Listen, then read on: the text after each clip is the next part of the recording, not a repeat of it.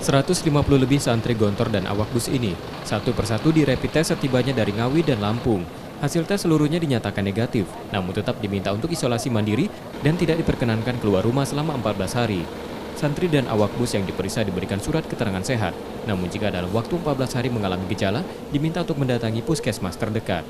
Santri yang mulai berdatangan ke Sumatera Selatan melalui darat dan udara, sesuai permintaan pemerintah Provinsi Sumsel, diwajibkan diperiksa di Rumah Sakit Wisma Atlet Jakabaring.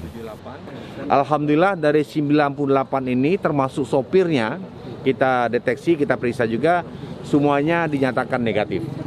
Nah, dengan hasil negatif ini, maka tim medis berani merekomendasikan mereka untuk dipulangkan dengan mengisolasi diri sendiri di rumah masing-masing. Mereka memang ada kegiatan ujian pesantren, jadi kurang lebih ada hampir 1 bulan mereka sudah dikarantina di sana, tidak ada di Gontor Putri sana, tidak boleh keluar dan tidak menerima tamu juga termasuk wali, bahkan makanan pun juga mereka nggak diperkenankan untuk mendapatkan dari wali yang datang ke sana. Sudah 300 orang yang diperiksa di Wisma Atlet Jakabaring sebagai ODP Center. 16 terdeteksi gejala COVID-19, lalu dikarantina dan sisanya dipulangkan. Di Rumah Sakit Wisma Atlet Jakabaring ini, 200 tenaga medis disiagakan selama 24 jam.